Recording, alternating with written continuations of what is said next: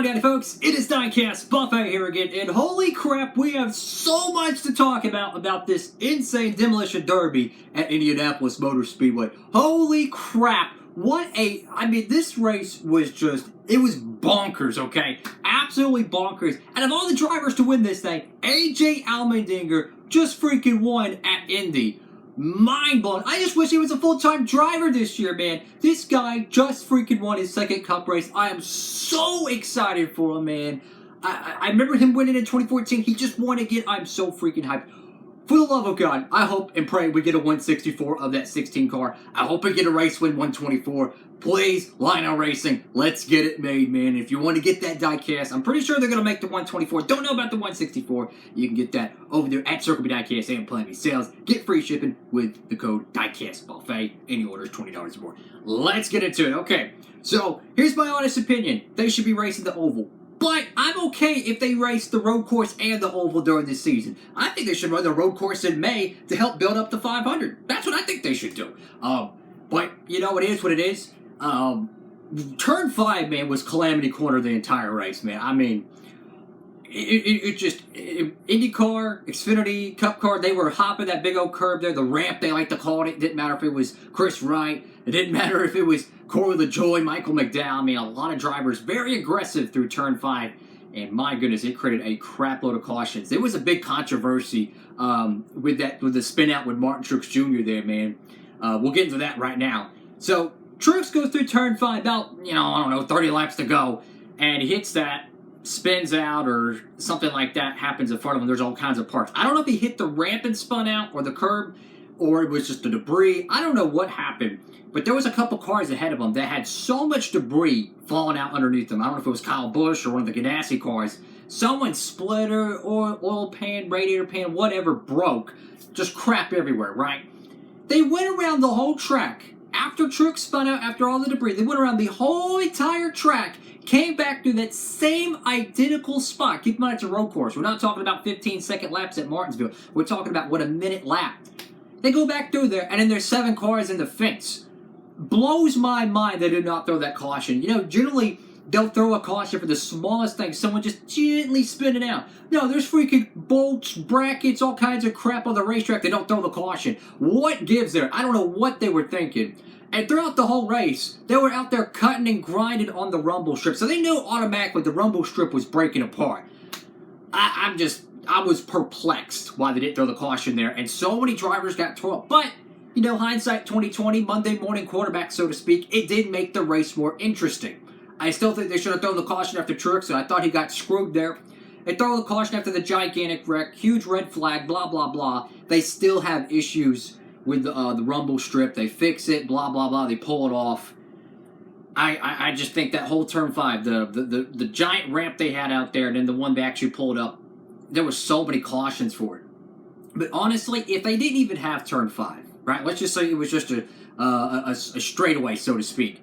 This race wouldn't have had that much action. I'll be honest with you. The first half of the race was pretty tame.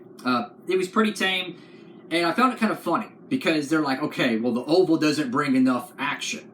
Well, the first half of the race, pretty much stage 1 and whatnot, really didn't have much difference than the actual oval race. The only difference really was people were pitting before the stage end, which, in all honesty, you might be able to pit if you're like, a couple seconds behind the leader and actually go down pit road and not lose a lap before the stage. So I guess in a way that is still accurate. I missed the oval. I just think I don't mind them running the road course as long as they run the oval at some point in the schedule. I still think they should do the IndyCar doubleheader. Have the IndyCar running their, GMR Grand Prix, whatever they call it, in August or July. They could run it in conjunction with the Xfinity Series on the road course, but have the Cup cars on the oval. That's just me. And if the Cup cars want to run the road course, let's run it in May. Why not? I say go for it. I don't have a problem with it. They could run it the same weekend as the IndyCar. They could use it to help boost up the ratings for the Indianapolis 500. I think it would be a great promotion, especially if they got some drivers to run the 600 and 500 on the same weekend. I'm just saying, there's a lot of marketing there. Think about it. Jimmy Johnson wanting to run the Indy 500 next year. How cool would it be if he ran the Cup car at the road course for the Cup Series and run also in the IndyCar road course there? I think that would have been a great marketing stunt, if you ask me. Oh my goodness, man! There's a lot of crashes late at the race. The last, I would say, 20% of that race was incredible. Lots of crashes, lots of action. Allmendinger, man, steals the win. But this is another big controversial point, and I'm going to be honest with this. This one was funny. So the last restart, they're on double overtime right now. Okay, I mean they had the race prolonged so much they cut it off the main broadcast network for freaking amateur golf. Okay, I would have kept it on the big network. That's just me. Anyways, the last restart, everyone's fanning out 3, 4 wide and coming out bottlenecking at turn 1. Hamlin, I think, gets bumped by someone else, runs Briscoe off the track. I'm not saying it's indirectly Hamlin's fault, but Briscoe, how does he know that, right? Information, it's hard to relay all that to the driver quickly. He gets run off the track, comes back in front of the drivers because he had to literally cut right through the grass, so you automatically know it's a penalty. You figured they would have told him immediately, you have to heed your position. So if he gained, I don't know, 5 spots, 1 spot, whatever it is, just pull over to the side, let him go, and then get back going. That's how it do it in plate racing with a double yellow line. That's what I would have done. It was more or less a wreck avoidance, if you ask me. But anyways, Briscoe comes to the track. He's still racing Hamlin. He doesn't know he's penalized. So he's chasing Hamlin, hounding him down, and divine intervention happens right before the white flag. One of the final turns. Chase Briscoe gets in the back of Denny Hamlin. Whether it's intentional, whether he overshot it, he did have some brake issues earlier. Either way, it seemed kind of like retaliation. That's just me. I'm a Briscoe fan. I was laughing. I'm sorry, I was, because it reminded me so much of Martinsville 2017, okay? It was just, to me, it was funny, okay? And it worked out, because you want to know why? Hamlin's going to be great in the playoffs. He's good. I know he wanted to win it, but he's going to be fine. Briscoe takes out Hamlin, and then guess who comes out of the woodwork? A.J. Allmendinger comes through, steals it, takes the white flag, holds off Ryan Blaney, who really didn't have a dominant car all race long, and steals the inaugural road course race in Indianapolis. Holy cow, man. I'm telling you, man, if they make a 164 for that 16 car, please go pre-order it, because we need to make sure that gets made. I cannot wait to see this team full-time next year. I don't know why they're wanting to put a different driver in the 16 car full-time next year. Give A.J. Allmendinger a full ride. This guy deserves it in the Cup Series. I'm telling you, he hasn't lost a bit. I mean, this guy was a road course cat in the early 2010s. He still has it, man. I'm telling you. He fought, clawed, and survived all the way to the end, and now he got his second Cup win. I'm just so happy for Dinger. I really am, because he's one of my favorite drivers, and man, it's just so cool to see him win it. But what do y'all think about this whole road course oval thing? In my personal opinion, I'll say it once, I'll say it again. I prefer the oval. I'm a traditional stock car guy. I'm not against them running the road course. Just run the oval as well. I would be okay if somehow, some way, they found a way to get lights at the facility. Run the road course race on a Friday night or a Thursday night. Have a whole weekend, right? And then run the oval on Sunday. Just don't run the Xfinity on the oval. I'm totally okay with that. Just make sure the Cup cars at least get an oval day to Indianapolis. There's too much history, too much prestige to not have the Brickyard 400, in my opinion. Because I'm just saying, man, when you start changing up the traditional, big events in NASCAR, doesn't matter if it's a Southern 500, the July 400, now you have the Brickyard 400.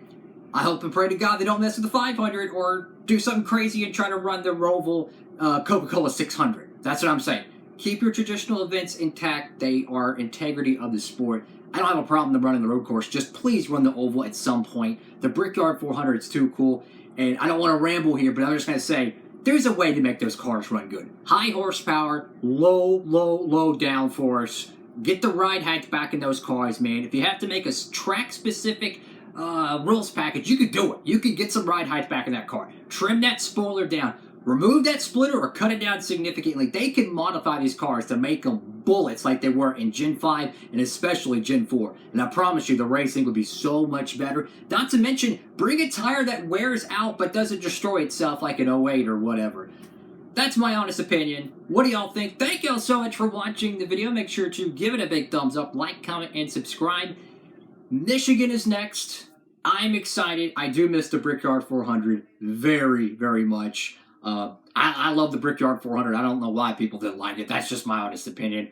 But like I said, If they're offering the 164 for this Allmendinger, please go pre-order it because this thing is going to be one epic diecast. And the 124, if they make it, so much damage on this car. Holy cow, this is freaking awesome. Have a great one, folks. Diecast Buffet, signing off.